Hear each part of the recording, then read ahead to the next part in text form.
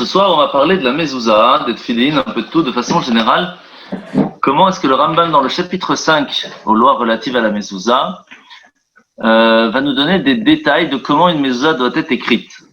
Alors, on va voir qu'en fait, qu'est-ce qui est d'abord dans une mezouza? Dans une mezouza, il y a deux passages qui sont écrits. Quand on dit deux, en fait, c'est trois, mais c'est toujours deux, parce que Shema Israël et Ve'afta et Hashem Elokecha sont toujours liés, toujours ensemble. Ce qui fait que Shema et Ve'afta est considéré comme une seule partie. Par contre, Ve'aya une Shamwa, c'est une deuxième partie. Et vous verrez aussi, je vais peut-être vous amener une vraie mezouza, comme ça vous pourrez voir par vous-même. Vous voyez ici, il y a une mezouza, d'accord? Vous voyez ici que le schéma Israël est écrit d'une certaine façon avec deux lettres qui sont en grand. Est-ce que vous voyez bien? Ça a l'air en tout cas de mon côté. Donc, vous voyez qu'il y a le schéma Israël qui a deux lettres qui sont grosses. Il y a le Aïn de schéma qui est plus gros, le Dalet de Echad qui est plus gros. Et juste après le mot Echad, donc on commence directement vers Ve'afta et Hashem Elokecha. Ce qui veut dire qu'il n'y a pas écrit Baruch Shem Kevod Malchuto, etc. dans le schéma Israël, parce que dans la Torah, ça n'existe pas cette phrase. Et la deuxième partie après, c'est Ve'aya in Shamoa, qui sera donc la deuxième partie de la mezouza. Donc ça, ce sont les deux parties les plus importantes que va nous parler le Rambam, le Maïmonide. Ces deux choses doivent être faites d'une certaine façon. Ça veut dire que normalement, on doit les écrire, comme vous l'avez vu, une seule colonne. Les deux doivent être écrits vraiment une en dessous de l'autre. Si c'est écrit en deux ou en trois colonnes, une à côté de l'autre, alors ça peut être kasher aussi, mais c'est pas comme ça qu'on le fait. C'est pour cela que si on l'écrit en rond, par exemple, comme par exemple pour s'amuser quand on fait des shetraïl ou des ketouba, des trucs comme ça, on peut s'amuser à faire des choses un petit peu plus sympathiques. Pour une mezouza, on ne parle pas de sympathie ici. On parle ici d'une quelque chose qui va être cachère, qui va faire le lien entre la protection du nom d'Hachem qui se trouve derrière la mezouza. Vous voyez, il y a le shin, le dalet et le yud. Et normalement ici, il doit être écrit encore autre chose qu'on va parler plus tard, qui se lit kuzo bemuksas kuzo. Alors, de quoi on parle ici en fait? Premièrement, on sait que quand on va préparer le parchemin pour faire l'écriture d'une mezouza, ce parchemin doit être fait, travaillé à partir de la peau de la bête avec une certaine mesure de l'ishma. Ce qui veut dire que ce sera obligatoirement un juif qui va devoir le faire, puisque quand on va le mettre dans les différents acides, etc. pour le travailler, il va falloir dire des phrases, pas des bénédictions, mais Areni Ose Leshem Dushat, je suis en train de le faire pour la sainteté de, et là on va dire si c'est Shema, c'est pour une mezouza, pour un tefilin ou pour un sefer Torah. Alors de façon générale, étant donné que la sefer Torah c'est vraiment la plus grande sainteté qu'il peut y avoir, quand on travaille la peau, on va dire les Shem Dushat sefer Torah et ce sera valable pour le reste. Par contre, lorsqu'on a déjà écrit sur ce parchemin une mezouza, on ne peut pas l'utiliser pour mettre ça dans un tefilin ou inversement. Un tefilin ne peut pas être utilisé pour une mezouza. Il faut savoir qu'il y a différentes façons dans le Sefer Torah, je ne sais pas si vous avez déjà remarqué, mais il y a des fois des blancs. Vous voyez ici, il y a un blanc. Ce blanc s'appelle une paracha, ce qui veut dire qu'on va faire une séparation entre celle d'avant et celle d'après. Plus précisément ici, vous verrez que Uvisharecha se finit à la fin. Chez différentes coutumes, on va le finir plutôt vers ici, pour laisser une certaine espace ici et un autre espace ici. Donc, différentes façons d'appeler ces espaces, ou une paracha ptucha, ce qui veut dire qui est ouvert ici, stuma lorsqu'elle est fermée, ce qui veut dire que le blanc sera au milieu de la phrase, ce qui nous mettra la fin de la première avec la suite directement après. Il faut savoir que c'est obligatoirement qu'il faut le faire de cette façon pour que ce soit cachère. Maintenant, le Maïmonide de Rambam va nous expliquer qu'il y a différentes lettres qui sont importantes à avoir dans la première ligne, la deuxième ligne, la troisième ligne, etc. En tout, il y en a 22. Et ça se finira toujours avec Al-Haaret à la fin. Ce qui veut dire qu'il y a vraiment des choses à suivre, qu'il faut faire attention quand on va les écrire. Par exemple, il y a 3 Aïn. Il y a le Shin de Shema, le Aïn de Shema, le Nun de Nafshecha. Il y a 2 Aïn sur le mot Mezuzot. Il y a 2 têtes sur Totafot. il y a différentes façons de choses à faire que le sofer va devoir vérifier puisqu'ils sont différents l'un de l'autre. Par exemple, si on regarde le premier mezuzot de Ve'ahavta et Hashem Elokecha, vous verrez qu'il est écrit, où est-ce qu'il est passé? Voilà, ici. Le mot mezuzot, vous verrez ici qu'il est écrit Zain, Zain et Vav. Si par contre on va à la fin de Vayayim Shamoa, alors il sera écrit différemment. Ici plus précisément, vous verrez qu'il y a Zain Vav. Donc il y a un Vav de plus. Donc le sofer, la première chose qu'il va faire lorsqu'il va vérifier sa mezouza, qu'il est en train de vérifier, c'est vérifier si mezuzot est le même ou bien différent entre la première paracha et la deuxième. La même chose pour Totafot, le tête d'en haut sera sans Vav, alors que le deuxième sera avec un Vav. Et il y a différentes choses comme ça qu'il va devoir faire attention pour être sûr que la mezouza est cachère. Ce qu'il faut savoir, une chose très importante, eh bien, c'est que s'il y a une lettre de plus, s'il y a un mot de plus, ou une lettre de moins, ou un mot de moins, il n'y a plus rien qui est cachère. Pourquoi? Tout simplement parce que les téphilines et les mezuzot sont bien différents du Sefer Torah ou d'une Megillah. Parce que dans une Megillah, par exemple, il n'y a pas de nom de Dieu. Ce qui veut dire que la sainteté, même si elle a une certaine sainteté, puisque lorsqu'on écrit, on doit dire Areni Kotev, je suis en train d'écrire les Shem Kdushat Megillah pour la sainteté de la Megillah. Lorsqu'on sommes en train d'écrire une mezouza, on va dire Areni Kotev les Shem Kdushat Mezouza, et chaque fois qu'on arrive à un nom de Dieu, nous allons dire Areni Kotev, je suis en train d'écrire les Shem Kdushat Hashem pour le nom de Dieu. Savoir qu'il y a des pensées que le Harizal nous a transmises d'après la Kabbale, qui va permettre à faire à ce que la sainteté divine va s'intégrer dans le nom de Dieu, de la Mezouza, des Téphilines ou du Sefer Torah, et qui va donc amener une autre force qui va permettre de protéger la maison, protéger les personnes et amener une sainteté beaucoup plus grande. Ce qui fait par contre, c'est que dans une Megillah, on peut écrire à l'endroit, à l'envers, sur le côté, un mot en bas, un mot en haut, il n'y a pas de problème. Sefer Torah aussi, on peut très bien se permettre d'écrire le premier mot, le dernier mot et faire comme ça et s'amuser. En soi, ce n'est pas interdit, même si ce n'est pas la meilleure chose à faire. Par contre, une mezouza et un tefilin se doit d'être écrit dans l'ordre. Ce qui veut dire que si j'ai écrit le premier mot et après le troisième et je reviens vers le deuxième, ce n'est plus cachère. Même si, quand on le voit devant nous, tout est magnifique, la mezouza n'est pas cachère. La même chose, une fois c'est arrivé, une personne qui avait écrit une des mezouzas qui était magnifique, cachère et tout ce que vous voulez, et pourtant, le rabbi avait demandé à la vérifier. Une fois, deux fois, trois fois, jusqu'à que les gens se sont dit, mais si le rabbi nous dit qu'il y a un problème, c'est qu'il y a un problème. Donc, ils sont partis voir le sofer. Il dit, écoutez, moi, je fais toujours très attention. Avant d'écrire le nom de Dieu, je vais me tremper dans le mikvé. Ça, c'est magnifique, c'est très bien. Sauf que qu'est-ce qu'il faisait? Il écrivait toute la mezouza sans les noms de Dieu. Et après, il revenait après le mikvé pour écrire tous les noms de Dieu. Sauf que ça montre que ce n'était pas écrit dans l'ordre. Et donc, la mezouza, même si elle est magnifique, elle n'est pas cachère. Il y a donc des choses qui sont importantes à faire attention lorsque l'on va écrire sa mezouza, d'où l'importance d'étudier avant de pouvoir écrire. Même si on a une belle écriture, on ne peut pas comme ça écrire. Il y a par exemple, on commence à écrire, on écrit une Megillah, après on demande la permission de son professeur d'écrire une mezouza, puis des téphilines, et après, suivant l'expérience et le temps, parce que ça prend beaucoup de temps à écrire, eh bien on peut commencer peut-être même à faire un Sefer Torah. Alors, il faut savoir aussi qu'il y a ce qu'on appelle un sirtout. Je ne sais pas si vous avez déjà vu, mais plus ou moins ici, vous verrez qu'il y a des petites lignes qui sont, bien soulignées, qui ont été faites avec cet outil-là.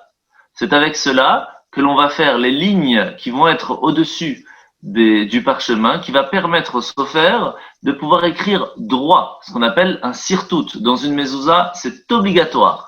Si, chas v'shalom, une personne n'a pas écrit sur le sirtout, ou il n'y avait pas de sirtout sur la mezouza n'est pas cachère. Donc, d'où le fait de faire très attention lorsqu'on prend une mezouza, lorsqu'on écoute, lorsqu'on va l'écrire et lorsqu'on la vérifie, que cela a été fait comme il le faut. Alors, comme je vous ai expliqué, le Rambam nous précise qu'il y a ce minag, donc cette coutume d'écrire enfin. Pardon? Non, j'arrivais pas à rentrer, excusez-moi. Ah, il n'y a pas de souci. Je coupe. Ah, pas de stress. Donc, ici, c'est, comme je vous ai dit, le nom de Dieu. Shin, Dalet et Yud, qui est en fait les initiales de Shomer Daltot Israël, le gardien des portes d'Israël. Et c'est tout simplement ce qui va nous permettre d'avoir cette protection divine lorsque la personne va mettre la mezouza à sa porte.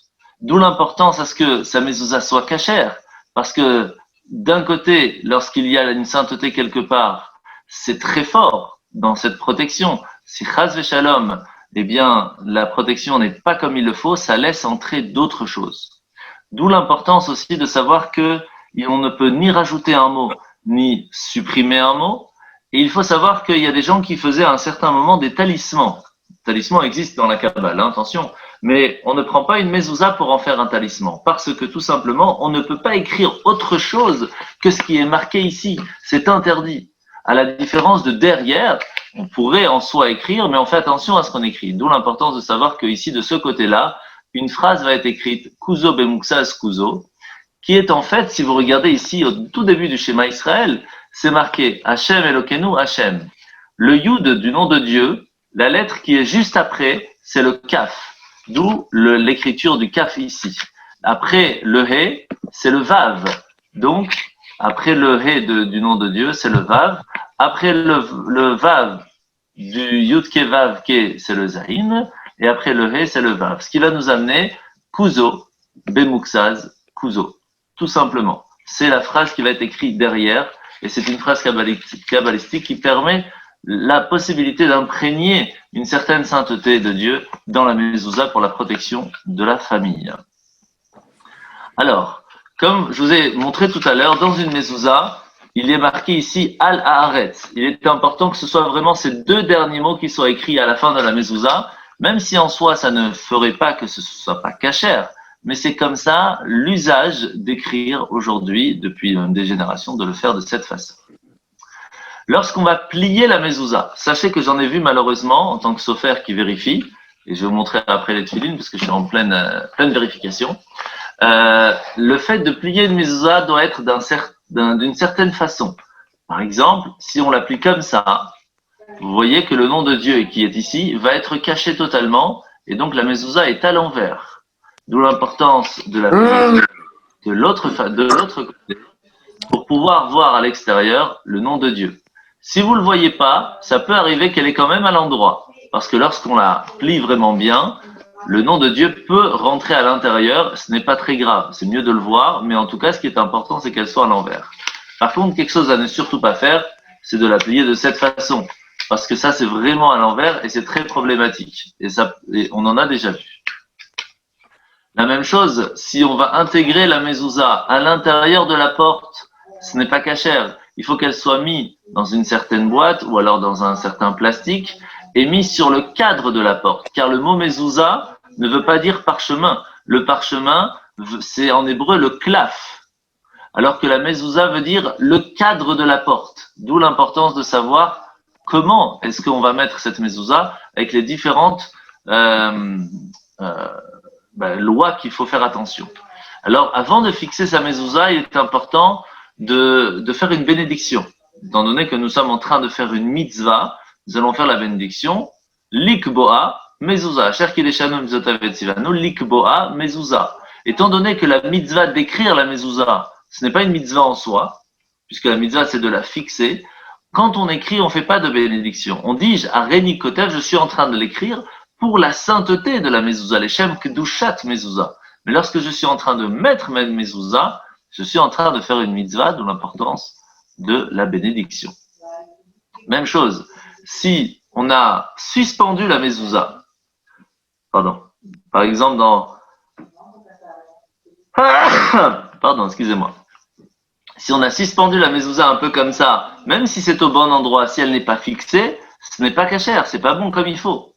D'où l'importance de faire attention comment on va la fixer. Alors, de façon générale, il faut faire très attention à ce que ce soit, vous savez qu'il y a toujours une marque-loquette entre Rashi et Rabbeinu Tam, entre Sefarad Ashkenaz, comme d'habitude, pour savoir comment on va la mettre cette mezouza. De façon générale, Rashi nous demande toujours de la mettre toute droite. La même chose pour le Sefer Torah. Vous verrez que les Sefarades ont des Sefer Torah qui sont posés vraiment bien droits. Par contre, D'après Rabbeinu Tam, on va les mettre complètement allongés. Et c'est pour cela que avant, on mettait les Sefer Torah allongés à un certain moment de l'histoire. Pourtant, on voit qu'en fin de compte, on fait comme tout le monde, et c'est pour cela qu'on essaye de mettre un petit peu des deux et que la mezouza est penchée. Toujours le haut en direction de l'entrée de la porte, pour que ce soit bien pour Rashi et Rabbeinu Tam. La même chose, vous verrez pour le Sefer Torah. Quand on va poser son Sefer Torah sur la table où on va lire, la table est penchée, elle n'est pas complètement allongée. On peut le faire si on n'a pas le choix, mais de façon générale, il faut qu'elle soit un petit peu élevée pour permettre cette pose de Sefer Torah qui soit ni trop debout, ni trop allongée. Par contre, faire attention de ne pas intégrer la mezouza trop dans le mur parce qu'elle doit faire partie du cadre de la porte. Donc on peut l'intégrer un petit peu dans le cadre si on gratte un petit peu à l'intérieur pour le mettre à l'intérieur, mais pas trop. Si ça va plus qu'un téphar, qui un téphar c'est plus ou moins la main, donc 8 cm, eh bien à ce moment-là, elle ne fait plus partie de la porte et ce ne sera plus cachère. Même chose si on veut la mettre à l'intérieur ou à l'extérieur de la maison, on pourrait la mettre à l'intérieur, si le besoin est, si c'est dans un endroit dangereux, mais toujours sur le cadre de la porte et toujours à droite en rentrant dans la maison. Maintenant, la question qu'on va se poser, c'est tous les combien de temps il faut faire vérifier sa mezouza. Alors, la halakha que le Rambam nous ramène et que le Shulchan Aruch nous ramène, c'est 2 fois tous les 7 ans, donc plus ou moins tous les 3 ans, 3 ans et demi, il est important de la vérifier. Et je peux vous dire par expérience, puisque c'est mon travail, que malheureusement, il y a beaucoup de soucis dans la mezuzot et les téphilines, et il faut absolument les vérifier. Et même s'ils sont neufs, ne serait-ce que la semaine dernière, eh bien, on a reçu des téphilines tout neufs qui venaient d'être écrits, qui n'étaient même pas encore rentrés à l'intérieur, eh bien, le texte n'était pas cachère, pas parce qu'elle était effacée, parce qu'un mot était avant l'autre, tout simplement. Donc, faites attention, faites-les vérifier, c'est vraiment quelque chose de très important. Par contre, quand on parle d'une mezuzah publique, donc par exemple dans les synagogues, dans les écoles, c'est 2 fois tous les 50 ans, donc plus ou moins tous les 25 ans. À savoir que le rabbi a insisté de le faire tous les ans avant les fêtes de Rosh Hashanah et Kippour. Pourquoi? C'est très simple. Parce que la Kabbale nous rappelle une chose très importante, c'est qu'avant les fêtes de Rosh Hashanah et Kippour, il y a 7 choses à vérifier. Le premier, c'est sa mezuzah, donc toutes les mezuzot de sa maison. 2 et 3, c'est pour les téphilines de la main, téphilines de la tête. Et les 4 fils de son tzitzit, les 7 choses à vérifier avant de Rosh Hashanah Kippour pour être sûr que Dieu ne va rien nous dire par rapport à cela. C'est très important parce qu'une grande partie du destin de la personne est protégée et aidée et guidée par sa mezuzot et tefillin, dont l'importance que le rabbi y a mis beaucoup de force là-dedans. Alors maintenant, qui est astreint à mettre une mezuzah? Mais c'est tout le monde. Hommes, femmes et enfants. Et en soi, même celui qui est encore enfant se doit d'avoir chez lui une mezouza, dont l'importance de mettre une mezouza à la porte des enfants aussi. La question qui va se poser, c'est quelle différence il y a en Israël ou si on n'est pas en Israël. Étant donné qu'en Israël, lorsqu'on habite là-bas, on sait qu'on est à la maison, on est chez nous. Donc, à la seconde où on va pour s'installer dans la maison, on met directement sa mezouza. Par contre, lorsqu'on loue en dehors d'Israël, ou même si on achète, mais ça reste qu'on n'est pas en Israël, on n'est pas à la maison. Alors, de toute façon, il faudra mettre une mezouza, mais seulement après 30 jours. Pourquoi? Parce que tout simplement, on doit attendre que ces 30 jours passent pour être astreint à l'obligation de mettre une mezouza, parce que ça montre que nous sommes à ce moment-là chez nous, d'une certaine façon. Alors, maintenant, qu'est-ce qui va se passer lorsque nous allons louer une location chez un ami, qui lui est juif aussi? Qui va être obligé de mettre la mezouza? Le locataire ou le propriétaire? Eh bien, ce sera le locataire. Celui qui va habiter, ce sera à lui de mettre les mezuzot. En Israël, c'est un petit peu différent, mais quand même, c'est au locataire de faire attention que les mezuzot soient bien présentes, même si le propriétaire va devoir faire attention de laisser des mezuzot sur place. Par contre, si on sait qu'on loue après à un non-juif, on peut, et même il faut peut-être même mieux, les enlever à l'avance. Donc ça, c'est un petit peu les lois que nous avons appris aujourd'hui sur la mezouza. Je vais vous montrer, comme ça vous pourrez profiter un petit peu de comment fonctionnent les téphilines, puisqu'on va bientôt rentrer là-dedans. Donc je suis en train de vérifier des téphilines. Donc ceci, est une paire de téphilines de Rabbeinu Tam. Je vais vous montrer un petit peu la différence. Ça, c'est celui du yad, de la main. Et vous verrez que quand on ouvre à l'intérieur, il n'y a qu'un seul cube. Et ce cube à l'intérieur, il y a un seul parchemin, où à l'intérieur de ce parchemin, nous trouverons quatre choses. Alors, je vais vous montrer à quoi ça ressemble. J'en ai un d'ouvert ici. J'imagine que c'est pas tous les jours qu'on peut voir ça.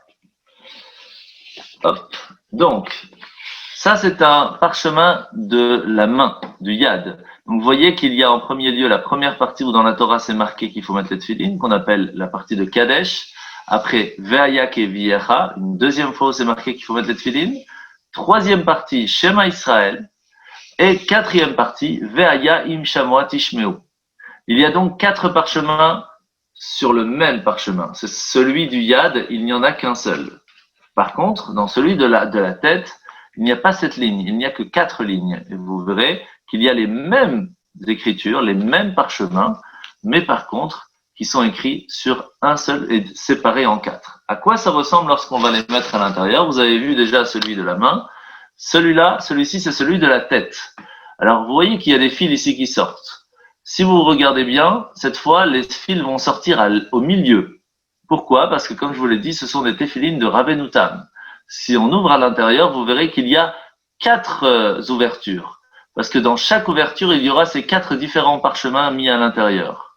Étant donné que Rabbeinu Tam nous dit qu'il faut mettre le premier, le deuxième, le quatrième, donc Ve'aya im shamoa, et après le troisième, c'est pour cela que le quatrième va sortir ici au milieu.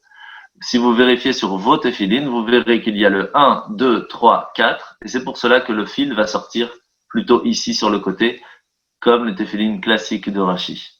La même chose pour celui qui va mettre le Shimusha Rabba ou Ravad, donc c'est niveau 3 ou niveau 4. Si on arrive à avoir un contrôle total de son Yetzer Hara ou si on est un tzaddik, ce sont des niveaux assez élevés. Alors vous verrez que le fil pourrait être de l'autre côté à ce moment-là, et ça serait un niveau quand même plus élevé. Donc voilà, j'espère que vous avez pu profiter de ce petit shiur spécial Sofrout. Et si vous avez des questions, n'hésitez pas, je suis là pour vous répondre.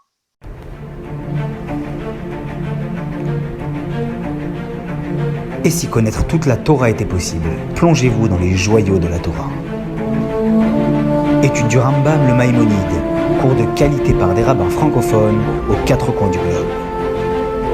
Un chapitre chaque jour, à raison de 20 minutes, pour finir en moins de 3 ans d'apprentissage de la Torah. Relevez le challenge, tous les soirs en direct à 20h30 ou 21h30 heure israélienne. Nos cours sont accessibles à tout moment, YouTube, Facebook et sur notre site torah24.com.